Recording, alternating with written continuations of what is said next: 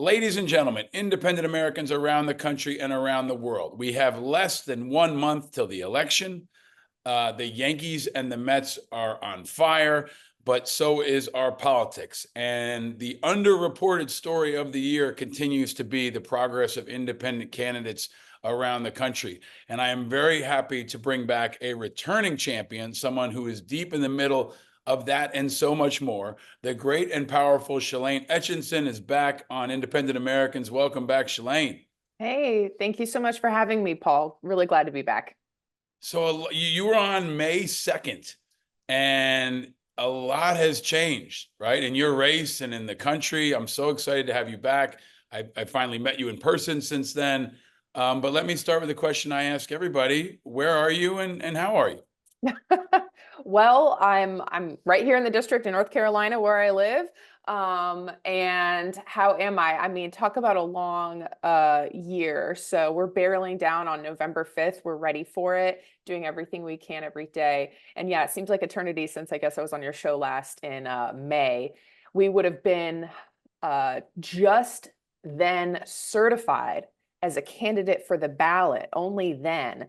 And so since then, it's nice being actually certified on the ballot, bona fide candidate, and doing all the campaigning works.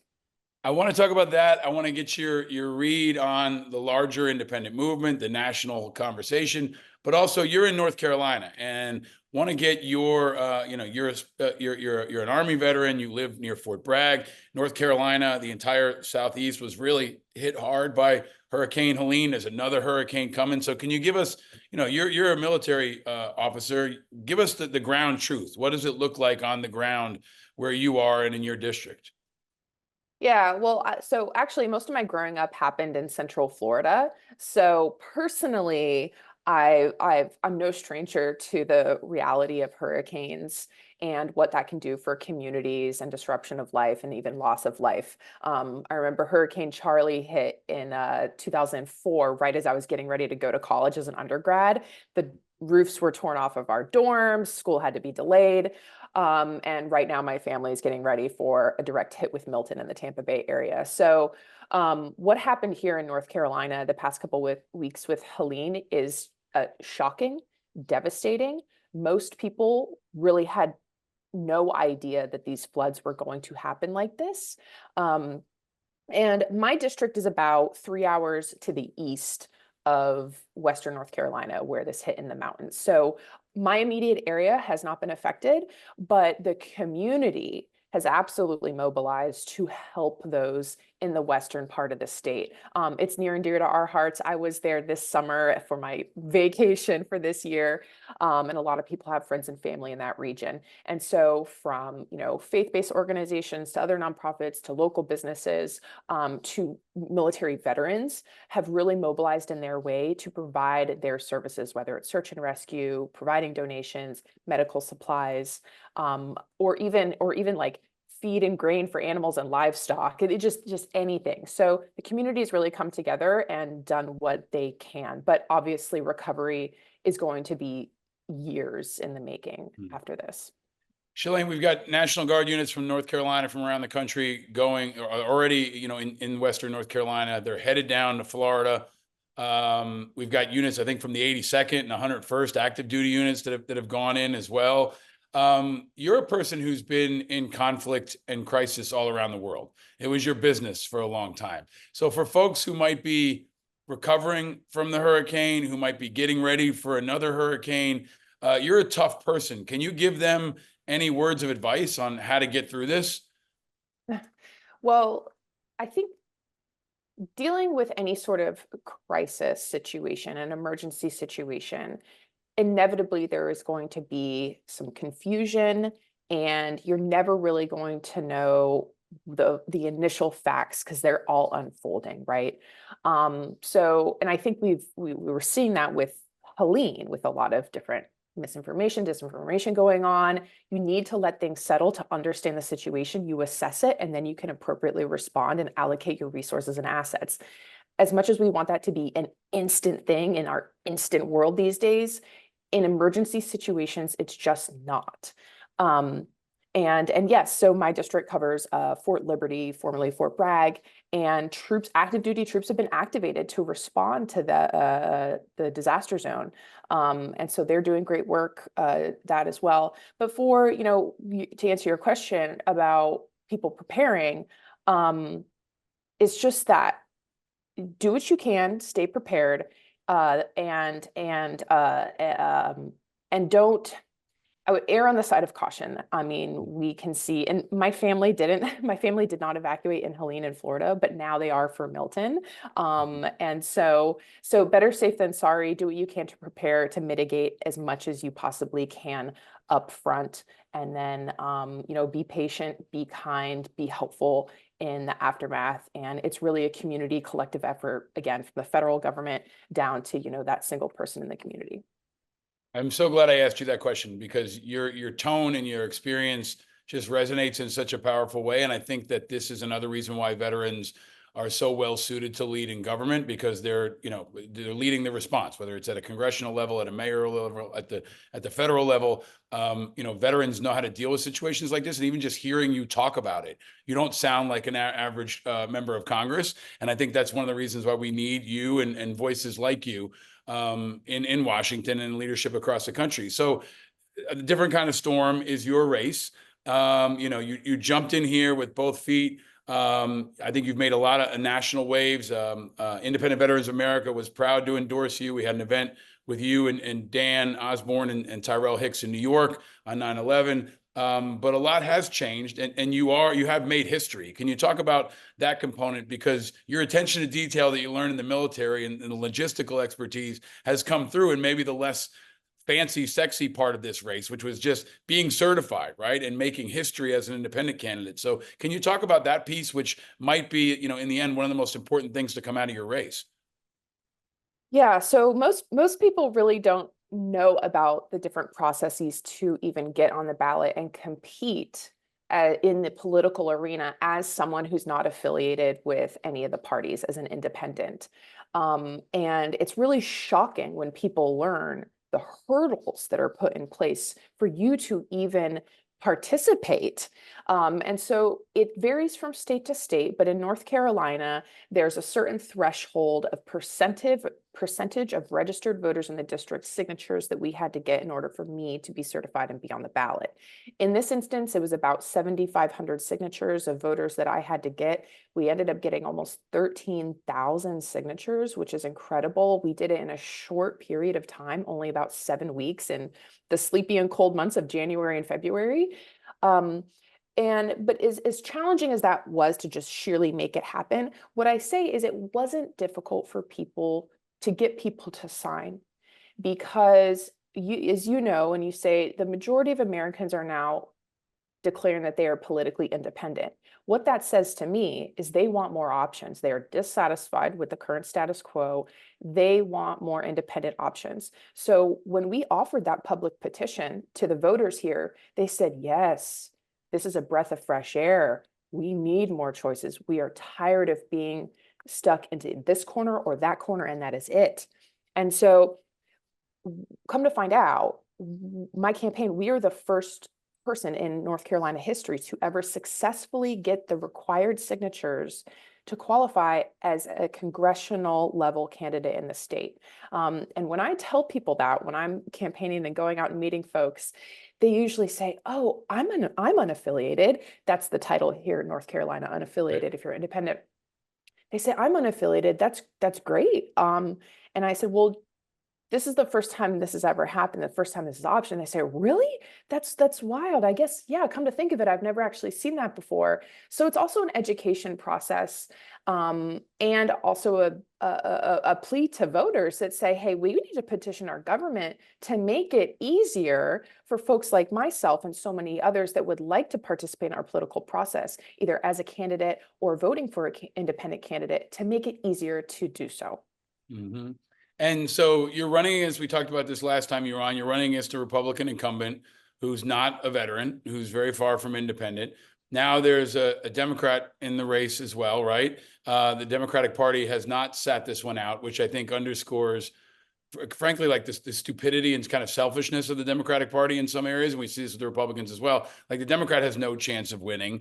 You're a much more viable candidate. The Democratic Party in your state would be smart to do what they've done in Nebraska, for example, with Dan Osborn, and sit it out and let, you know, their votes come to you. But it seems like your opponent's strategy is to ignore you, all right, and hope you kind of go away. There won't be a debate. Am I correct in that? And so talk about what that's been like to kind of, you know, run against someone who frankly is not showing you even the respect to debate you and have a conversation.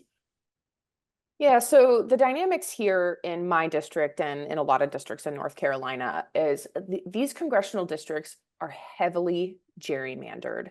They are designed for these districts to not be competitive. Out of the 14 congressional districts in the state of North Carolina, all of them except for one are essentially predetermined on who the winner is going to be.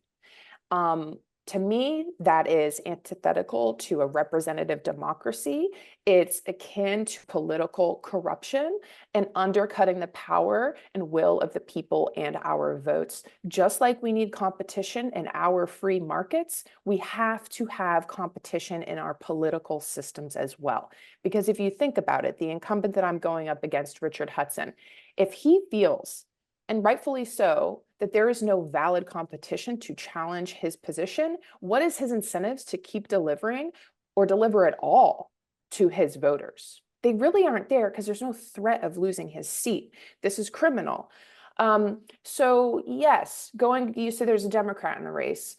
Unfortunately, this district is designed for a Democrat to not be successful. Democrats in this district are actually the least represented voters in this district. But an independent or unaffiliated does have a shot. So not only am I running as an independent for ideological reasons, but also some strategic reasons as well. And you know, I think everything I explained with the results of districts like this being almost a foregone conclusion, the incumbent doesn't, there's no reason for him to acknowledge his competition. There's no reason for him to get on a debate stage or to even take these races seriously or feel like you really need to earn people's votes because of how the maps are manipulated. And that's just an unfortunate reality, because not only that the people that lose are the voters, they lose out. But you know what? You can do, the voters are smart. They see and understand when their representatives are not getting out there and not engaging with them. And so I have actually gotten a lot of feedback and response from voters that are excited about my candidacy to have another option. And these are mostly people that would vote Republican, that are tired of being frankly taken advantage of. And they're happy to have an independent option now. And I think it's especially egregious. I keep calling it Fort Bragg, but given that you cover Fort Liberty and Hudson's not a veteran, like to not even acknowledge you, to not talk about the issues that you are uniquely positioned to bring forward. You know, if he was smart, he would, you know, invite you in after the election, assuming that he wins, you know, to help give him counsel on the issues you've talked about.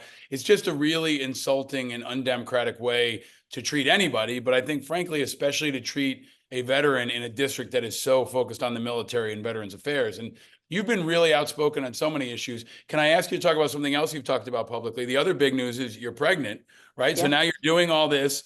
And I think this election is about so much more than just your race, for so many of the reasons we've talked about as well.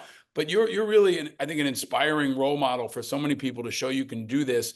And this is one of the reasons why I hope you're a national figure for a long time. I hope that folks understand when they invest in your campaign, they're investing in you for the long term, not just this race. But can you talk about what that's been like to run while you're pregnant? Yeah, well, this is funny how timing works, I guess. Wasn't part of the 2024 plan, if you will, but so my husband and I were expecting our first in January. But I actually think it's this is hard to do no matter what. And, you know, being pregnant, I've maybe had to stop and take a few more naps than maybe I would have before.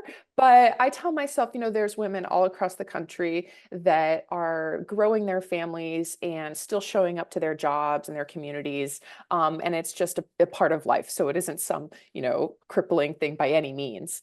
But it's also a humanizing element. And I think it's really important for people because I've met a lot of folks and a lot of veterans actually that are they care about this country, they care about their communities and their states, and they flirt with the idea of wanting to run for office, and they would be amazing leaders that we need. But there's this notion that that isn't somehow attainable, or it's too big or ambitious, or you're going to have to then, you know, it rips your life apart and kind of invasive. And there are some aspects of that, but by and large, like we need people willing to step up and do this. And this isn't some insurmountable job to do. You know, I'm doing it while I'm pregnant. We still have like lives to live.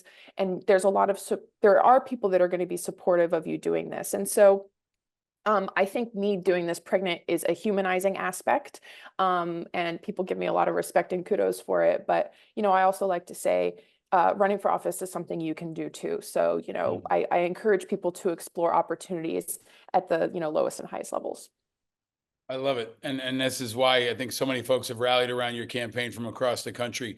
The campaign of the moment for independence that we've been covering for a long time, and now the national media is finally waking up to, is what's happening in Nebraska with our friend Dan Osborn. You know, he's got Deb Fisher on the ropes. He's polling neck and neck. It looks like now the Republicans are pouring millions of dollars in to try to attack him and smear him. But can you talk about how you see it? You met Dan in New York.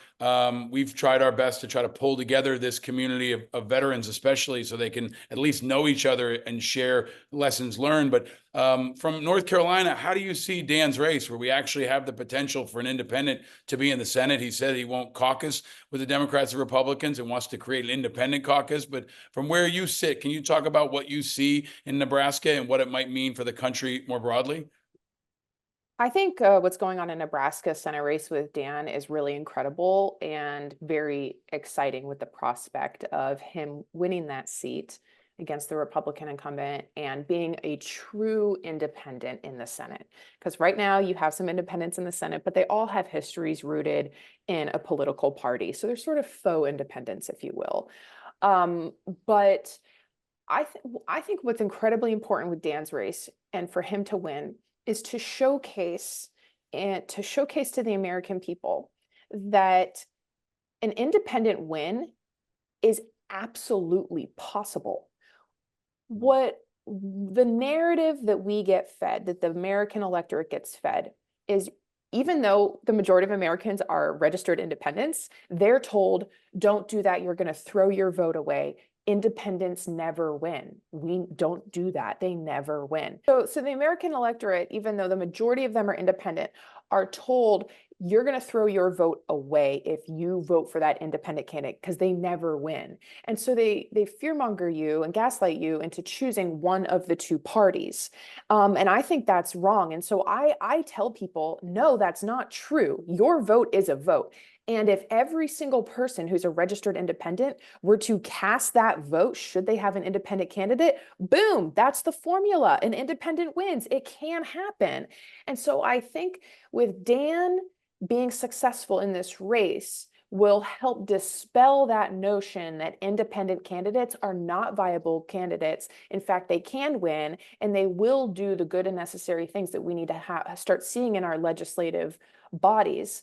And so I think it's the notion of like it's hard to you have to see it to believe it, and Yeah. so we need that win, and we need to really push back against the narrative of, well, this is only a two-party system, you're going to throw away your vote. And I say, show me in the Constitution where it's a two-party. Show me. And Right. stop being dishonest with the plus% of Americans that are registered independent, that somehow they're throwing away their vote because they want to vote for an independent.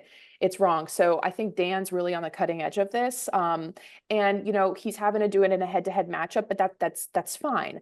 A win's a win, and it'll showcase that independents are actually viable candidates. So I'm really excited with what's happening and proud of everything that he's done.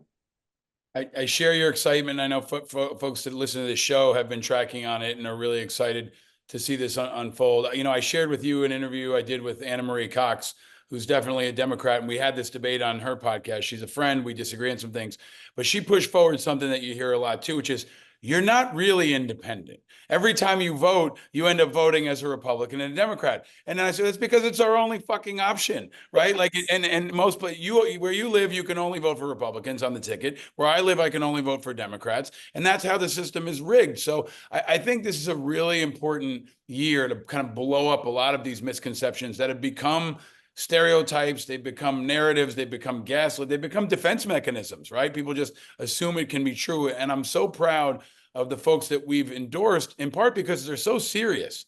They're serious, they're formidable, they represent all different backgrounds, but they're serious candidates. They're not whack jobs, you know, who are coming from the Green Party or Jill Stein people or anything like that. They're very formidable candidates. And I think you're one of them. You're also, you know, a great student of politics now. Anyone who listens to you can hear how you're getting better and better and more comfortable doing this. Can I ask you to put on your Harvard hat for a second and look at the national race through North Carolina? Obviously, everybody's focused on Harris and Trump. I asked you last time if you were going to endorse someone. You said no, but can you talk about what you see? Like, what are you seeing in North Carolina?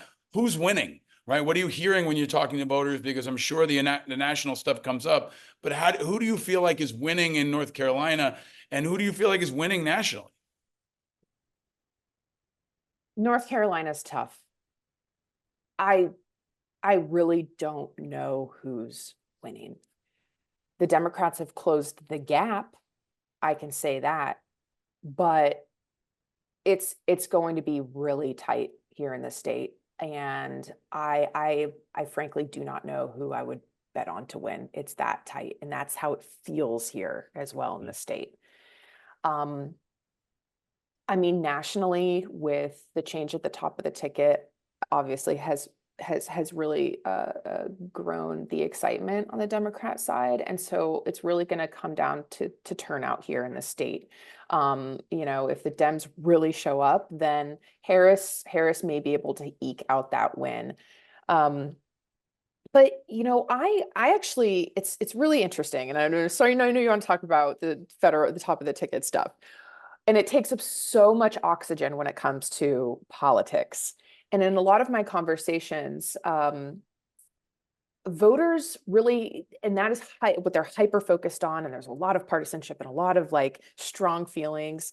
But I talk to voters about the down ballot races. I mean, I was at just an event last week, and this man comes up to me. He's like, I've never heard of you before, you know? And I said, well, hi, I'd, you know, love to introduce myself. And I said, well, let me ask you this question. Can you tell me who your current congressman is? And he said, I think it's that guy that actually, I don't know. And I said, don't worry. You and most people have no idea who their representative is. And that needs to change, because when you talk about, like, even this is hurricane, they're talking about FEMA funding. It's Congress that controls the purse strings. It's not the president. And so these down ballot races, I get a lot of questions about schools. And I said, that's great. You're interested in this, is real issues. At the federal level, I'm not going to be into that as much as who's running for school board. So maybe you can look more into who's running for school board. So, you know, I'm not necessarily dodging the question. I just, with the presidential race, it's just, I don't know how it's going to turn out here in the state. It feels really, really, really close. But I really, on principle, try to divert some of the conversation to, like, I know you really care about these things. And unfortunately, who your president is not going to have much sway on them. So let's look at the importance of other candidates that are out there. I think that's important. And I think, you know, I can see your message resonating. Folks, if they don't follow you on social media, definitely should. I'm going to ask if you can stick around for 2 more minutes at the end for some extra content for our Patreon members. You know, I encourage them especially to spread the word about Shalane's candidacy and Shalane's story. And maybe I just want to end with that, Shelane. because when I was in the room with you in New York, we had people from all different backgrounds, a lot of independents.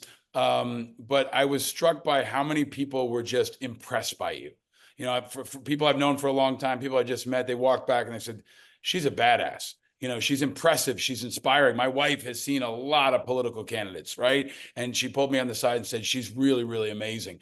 And I think that I hope you feel that, but I also hope folks see that there is this generation of candidates that want to be like you, that want to run, but don't want to pick a side. They want to be unaffiliated. They want to be independent. So can I ask you, you know, as we come into these final days, maybe folks didn't hear you on the first time you were on the show back in May. Why should they support you? Why should they support you in this race they might not have heard about until just now in North Carolina? They're worried about so many other things. Why is supporting you in your campaign a good idea?